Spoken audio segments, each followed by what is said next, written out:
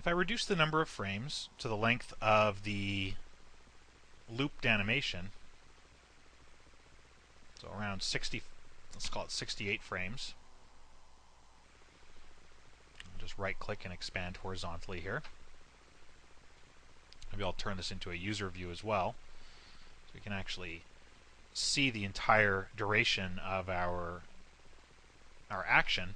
I'm going to double-click on the emit splash from surface collision compound, and I can work a few attributes now. If I want the particles to stick closer to the ground when they're emitted, I can use the surface friction attribute to restrict their movement off of the grid. If I raise this value, notice the particles tend to fly off fairly quickly. However, if I reduce the value, I'll reduce it a little bit more, we get the particles sitting a lot closer to the grid. I can even add a little bit of randomness into the equation. So that's not looking too bad. And I'm only going to emit particles that sit outside of the geometry. So particles won't really pass through the foot. They'll be culled out as soon as they interact with the foot itself. So that's preventing a lot of the additional flyaway particles. We'll perhaps go in and lower the age limit a little more. We'll take the min value and take it to, say, 0.51. Or even lower, let's say 0.42. Let's lower the min value to 0.3.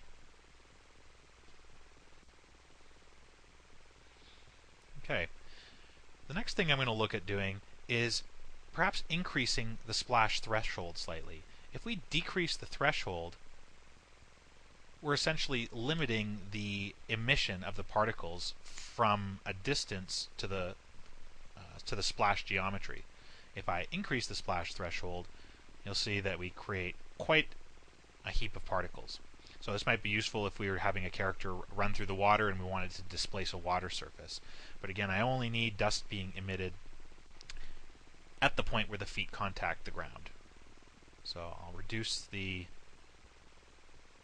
splash threshold. Again, the value is 1 by default. I'm just going to increase it slightly and perhaps raise the surface friction a little as well so the particles can drift off just a little bit more.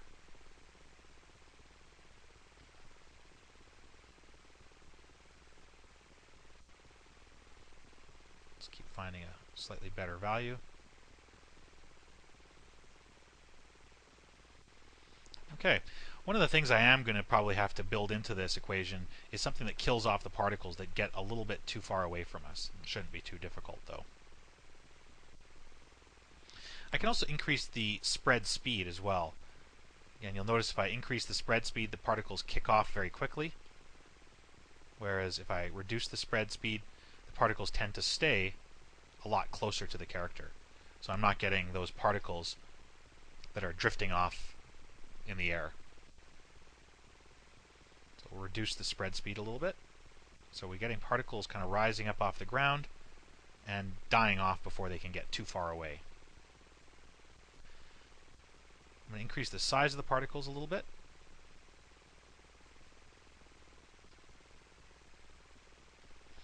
And perhaps even pull a randomize on size.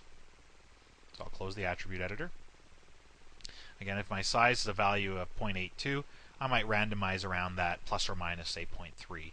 So I'll bring in another randomized value by range. And the size attribute will be controlled, say, between 0.5 and 1.1. Again, I'll turn off the animated function as well.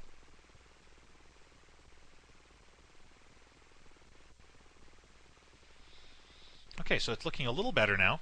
We've kind of refined the effect a little bit. Let's look next at changing the particle color.